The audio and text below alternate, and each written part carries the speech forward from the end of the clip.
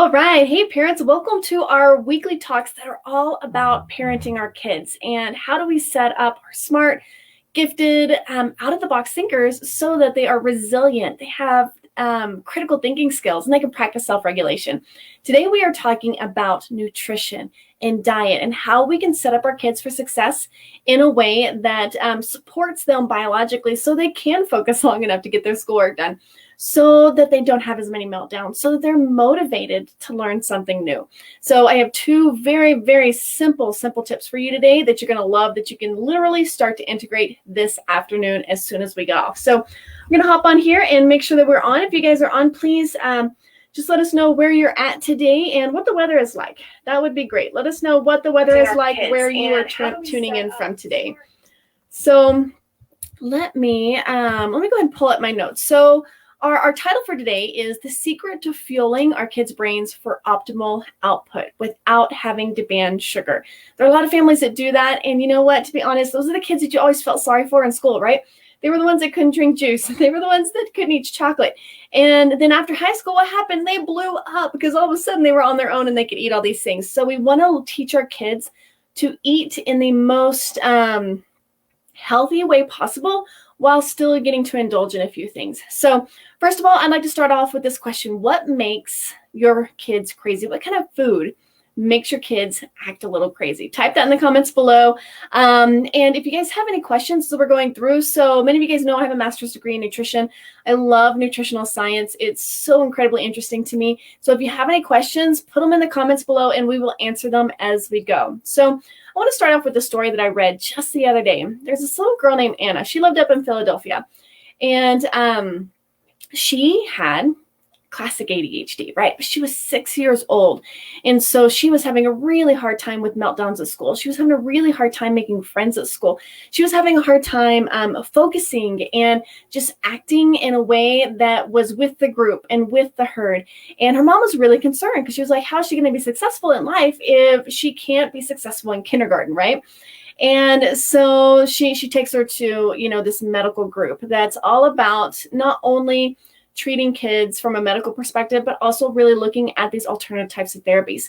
And, one of the first things they said, they were like, all right, we can try medication if you want, but we can try diet first. And the mom was like, diet first. She's 6 years old. I don't want to have her taking medications yet if there's something else I can do to support her. So they started off with a diet that has a specific name to it. But essentially what they did is they took out, food preservatives. They took out food coloring, and basically they just tried to make it more of a whole foods day. And they took out certain types of foods that tend to kind of push ADHD a little bit more.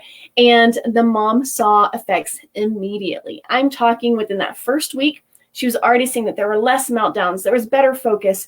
She was interacting in a more of a collaborative way around peers. All of these things were changing. And then later on, they ended up finding out that this little girl was constipated. So they changed her diet even more to address these issues. And over a period of months, the changes in her diet has such a profound effect on the ADHD symptoms that the mom decided not to medicate for now. Doesn't mean that she won't do it later. Her daughter may need it later, but for now, she chose not to do that. And that was simply because of a change in diet. So if you guys stick with me for the next 10 minutes, I'm going to show you an easy and simple way to leverage nutrition to get the best out of our kids' brains, because our kids are smart, right? They have these amazing gifts. They have these amazing skills. But the problem is they aren't necessarily recognized because they can't pass the test or they can't sit still long enough to do the thing. And so we want to give them the best support that we can in order to set them up for success. So first thing, let's just start off with a little bit about our brains. Our brains use 20 to 30% of the calories that we consume. It's a huge portion of the calories that we consume. So if you think about it, we really need to be feeding our bodies. Hey, Carrie, we need to be feeding our bodies with nutrition that fuels their brains, right? We want to get them plenty of vitamins and minerals and fiber and all the good stuff in what we eat so that their full bodies are supported while their brains are trying to work. So there's a saying that we need to eat right in order to think right. What we eat has huge implications for what happens in our brain. And I'm going to tell you guys about this today. So as you guys will know, I'm a super nerd. Teresa's a super nerd. And we're going to go into some of the super nerdy stuff that has to do with, hey, Alyssa, with how we can eat in a way that's going to change the hormones that are being produced in our brains. And this is a big deal. This means that what you feed your kids has a direct effect on the way that their brain acts. And as scientists, this is huge, right? We want evidence that shows. So we're going to talk to you guys about a few simple rules, super simple rules, that you can literally start today and you can use starting this afternoon, tomorrow morning. So the first rule, and this is really, really important, we need smart carbs. So carbohydrates are essentially divided up into two types. You have simple carbs and you have complex carbs. Simple carbs are things like refined sugar. So your cakes, your cookies, your white breads, arguably most breads, right? Your simple carbs are really rice, pastas. They are really refined, simple carbohydrates. You can recognize them by looking at the glycemic index. They're going to have a high glycemic index number, 80 and above, 70 and above, right? 100 is glucose. So if it's a high number, you know it's a simple carb. So complex carbs are going to be a little bit different, right? They are going to be more like your whole foods. So think fruit, think vegetables, think of whole food options. Those are going to be your complex carbohydrates. And many of your complex carbs are going to be at around 60 or below on the glycemic index. So here's what happens. Simple carbs, they're digested quickly, causes your blood sugar to spike. And really, so you have this energy boost, and then all of a sudden you have this big drop. And we're going to talk about specifically what happens to the hormones in your brain because of simple carbs. And there's a time to use simple carbs to promote these hormones that you want in your brain. And we're going to talk about that. But complex carbs, they're digested more slowly. It helps regulate blood glucose levels. And here's the other thing. Complex carbs comes with all the other things that we need. It comes with vitamins, minerals, fiber, protein, right? All the other things that we need in order to be healthy individuals. I'm about to sneeze. So if I do, I'm sorry. Let's see. So here's the thing. The foods that we typically feed our kids are high in simple carbs. So think about a typical breakfast. What do people feed their kids? Cereal, pancakes, muffins, bagels. All of these are just simple carbs, right? They're full of simple sugars. So here's what happens. Here's where we're going to get into the fun, into the brain science. The simple sugars cause an increase in serotonin levels. And as we well know, serotonin levels, it helps us feel relaxed, helps us feel calm, less worried, less motivated, right? And so when we feed our kids these foods in the morning, when we feed them cereal in the morning, when we feed them pancakes in the morning, or a bagel or a muffin, basically we are increasing the serotonin levels in their brain. And serotonin is telling them, oh my gosh, chill out, man. Not a big deal. Let's not be motivated. Hey, Carrie, let's not, we don't need to be worried about this. We're all calm. And so we send them off to school and they're already in a really relaxed state. Or we start them in homeschool and they're in this really relaxed state simply because of the simple sugars that we fed them. That's not what we want for school. We want our kids to be motivated. We want them to be focused, right? They can be all relaxed and happy in the evening before bed. So keep that in mind. So here's the mechanism behind this. This is really cool. So insulin tends to lower most amino acids except for tryptophan. And tryptophan is the amino acid that's the building block for serotonin. So by eating simple carbs and increasing those levels, right, we are increasing tryptophan amino acid, which is used to build serotonin. So it's kind of a long chain to get there. But by eating more simple carbs, by eating cereal, pancakes, muffins, bagels for breakfast, we are setting up our kids for failure. As parents, we are doing this. The kids don't know this. The kids love, Sean says, oh, Jax lives on simple carbs, it appears. We can talk about that later, Sean. There's some strategies that we can use that I've used with my kids. Callan went 4 months as a toddler where he only ate buttered bread and mac and cheese. And yeah, it was hard. But there are strategies that we can use to break this trend because we want to set them up for success. And we want to give them the nutrition that we need. And as parents, we totally have that ability. But it's going to take some strategy on our end. So Sean, we'll definitely help you with that. All right. So So essentially, when we feed our kids all these simple carbs and we send them off to school or we start homeschooling, we're setting them up for failure. We're setting them up to be less motivated, to be less focused, and there's more serotonin in their brain. So they've got all these happy things going on in their heads, right? And they're not focusing and doing their work. This is not what we want for in the morning.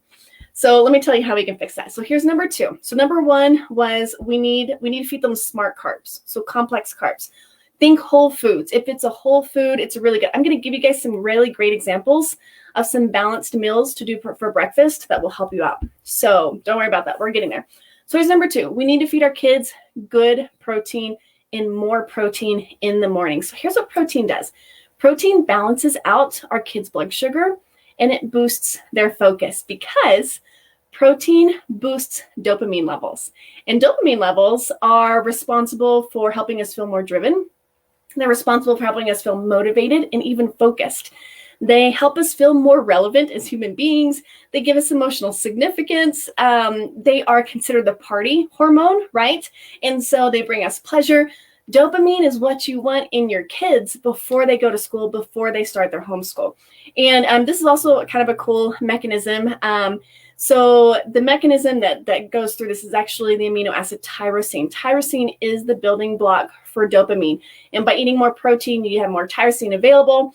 Therefore, you're getting more dopamine produced in the brain. So we know that protein balances out our blood sugar, right? It helps our kids focus. But if we feed our kids only protein in the morning, a lot of times they don't feel full and they get hungry real fast. And if our kids are hungry, then they're not focusing either. So we need to feed them kind of a balanced breakfast that sets them up for success in the morning. So we need low amounts of simple carbs. If you can, cut out the cereals altogether. You guys do cereals on the weekend, do breakfast for dinner, and do cereals at night. But don't do them in the mornings before they go to school, because I don't care how healthy of a cereal you have, it's not going to give you the results that you want. So let me give you some examples here. You want low amounts of simple carbs. You want complex carbs, right? And then you want high amounts of protein and good fats. So here's some great examples for all kids. This is not just our neurodivergent kids. This is neurotypical kids. This is us as adults. It will help us produce more dopamine in our brains and also satiate us and give us the energy. So we do need those complex carbs to give us energy for the day to be able to do our schoolwork. So think about a breakfast sandwich, right? You have egg, you have ham, you have cheese, and then it's on some type of whole wheat toast or English muffin. I wouldn't do a whole bagel. That's too much. You want to stick with maybe like 2 half pieces of toast and putting an egg and cheese and ham in between. So keep the carb levels small and keep them whole grain, whole wheat, whatever you can that's more complex. Because like I said, kids need that energy. Glucose is great. It gives us energy. It also makes us happy, as we now know, right? Because it produces more serotonin in the brain. But we need those dopamine levels. We need our kids to be focused. Opposite, if your kids don't like the sandwich, just deconstruct it, right? Do eggs with cheese and ham, and then do a side of like half a piece of toast. Yogurt is a great one. Do full fat Greek yogurt. You can add a little bit of honey or a little bit of maple syrup. I would try to stay away from just straight sugar. Maple syrup has tons of, vitamins and minerals in there. Honey has some. And so use something else as a sweetener, and then do some granola. You guys, we make homemade granola at home. The kids love to make it. And not only is it full of oats, but it has nuts and all the things. And so if you guys are interested in that recipe, write recipe in the chat, and I can send that to you. All right, another great example, you guys, we live on these, are breakfast burritos, right? They're full of eggs and maybe ham or bacon and cheese. So there's lots of protein there. You guys, eggs are the most, what is it called? The gold standard. It's a gold standard for protein. So most people, when we think of protein, we think of meat. And in order to get our protein, we need meat. Eggs actually have more protein in their volume, in their size, than meat does. So eggs is considered the gold standard for protein. So breakfast burritos, eggs, ham and cheese, eggs, bacon and cheese. Don't forget the green chilies, right? Those are important. Just makes it taste better. But breakfast burritos are great because then you have the tortilla around. So they have a little bit of the simple carb. You don't want a ton of simple carbs, but they have enough to give them some energy to get them going for the day. And then they have the protein that they need to get their brains producing dopamine and being able to focus. So here's the thing.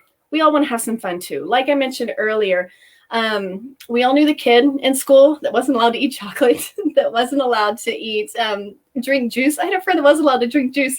And here's the thing. They usually grow up to be really overweight because they don't learn how to make good choices as a kid. And these are the conversations you need to have with your kids. These are, I mean, you can have this conversation with the 3-year-old. They may not totally get it right at the moment, but have these conversations with them. Sweetie, the reason that we're eating this breakfast burrito instead of cereal is because this breakfast burrito is going to help you focus. It produces something called dopamine, which is a super cool chemical in your brain that makes it work better. Whereas if we eat cereal, it produces a chemical called serotonin, which makes it kind of sleepy. And so you can explain these things to them and say, you know, we are making these choices based on what we know is best for your brain. And here's the thing. Get them involved in planning breakfast. You guys, we used to, we don't do it as much as more. I need to get back to it, but we used to make breakfast burritos, like huge amounts, like 20, 24 breakfast burritos at a time. And then we'd freeze them. And then that way in the mornings, there's no prep because we all have got a lot to do. We got to get up, we got to feed the kids, we got to go to work, we got to do all these things. But if it's frozen, you can just warm it up really quick. Breakfast sandwiches, we do the same thing. We make them, we freeze them, then we pull them out and use them. We usually do English muffins because they're small and there's not a ton of like simple carb load. And we use whole grain English muffins. So sorry, I got a little bit off topic there. But here's the thing. You don't want to completely cut out these sugary foods. Just implement them after they're done with all of their thinking, right? So if your kids go to school, wait till they get home, they finish their homework, and then give them a cookie. Don't give them a cookie and Coke for snack. Worst idea ever, right? And then send them off to do their homework. They're not going to be able to focus. Give them some beef jerky and an apple and let them do their homework. And then, you know, give them a sweet treat. Or like I said, have breakfast for dinner. You love pancakes. That's great. Cook pancakes for dinner.